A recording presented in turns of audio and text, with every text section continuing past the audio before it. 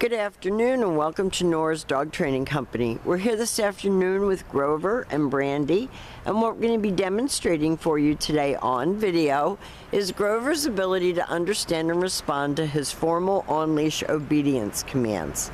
The little tiny corrections and lots of motivations that we give the puppies when we're working with them, and the training equipment that we're using. Brandy is using a regular 6-foot web training leash, and she keeps the bulk of the leash folded neatly in her right hand.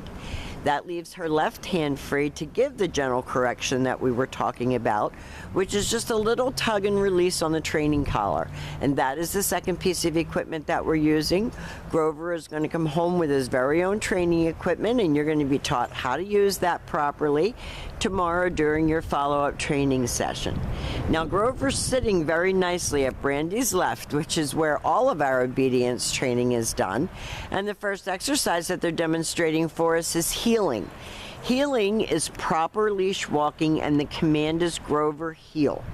Now, at this point, Grover has a job to do, and that is to maintain pace with you when walking. So he's not dragging you down the street. If you're going up and down stairs, he should be walking at your pace. And every time that you stop your feet, he has been taught to sit automatically without being told to wait for his next command. So when you stop to cross traffic, you change pace, you change direction. Grover should be paying attention to you. If you are walking slowly and having a conversation, he should do the same. If you speed up, he should do the same. And when you stop, he should sit without being told to wait for his next command. And the next command that we're going to demonstrate is the sit-stay. The stay is a hand and a voice command, and because it is a stationary exercise, you do not use his name. It's the one-word firm command to stay.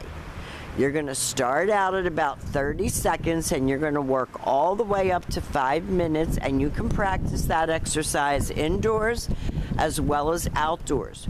So practice your sit-stays at all your entries and exits. Practice just in the living room, sit and stay. Lengthen out the amount of time that he can hold it, because it helps to develop self-control and maturity and focus. So with him sitting, you give the stay command, you back away with him on leash to begin with. Now, he just did an automatic down, so Brandy's going to heel him out of that and make him complete that command the way it was taught. And this is what you do at home if he's not doing what you're asking him to do. You just repeat the command.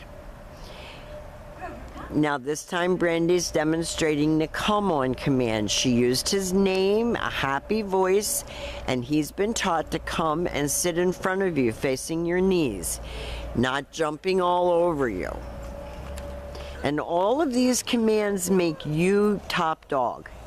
You want to be the pack leader, not him. Stay. Brandy leaves him again in another sit stay.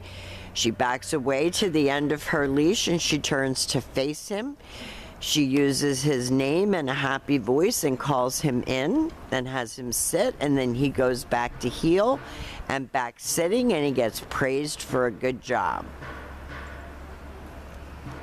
And he really has done a good job. He's come a long way, and he loves to be motivated by verbal praise too. So when you're walking, you can be telling him, good boy, good heel.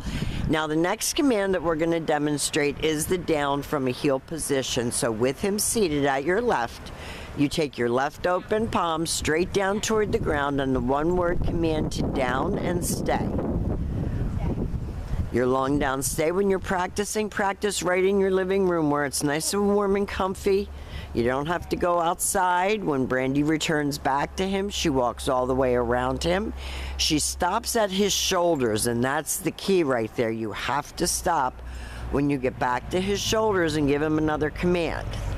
Whatever you want him to do. You can tell him to stay again, you can tell him to heel, but you have to tell him something.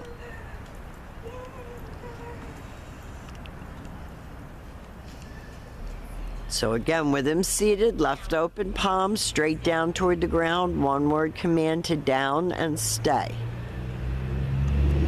And let him hold that at home. Start out at about 45 seconds and then work forward from there.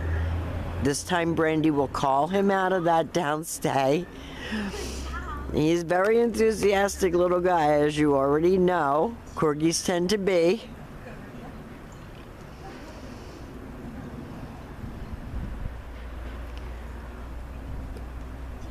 But you can see how nicely he's walking with her. He's not dragging her. Now the next command that we're going to demonstrate for you is the down from a distance. So Brandy's going to leave him in a sit-stay. She's going to turn to face him. She's going to use her right hand to give the command. Down, down, stay, stay. And we'll do that again for you because that was that wasn't great. When you're giving stationary commands, don't use his name because he thought she was going to call him. So when she turns to face him, because he wasn't looking at her, use your right hand to give the command. And that was a perfect down from a distance. So we have demonstrated for you all of Grover's formal on-leash obedience commands. Rich does a very thorough lesson, so he'll be available to answer any questions that you have about the training, questions about your everyday life with Grover.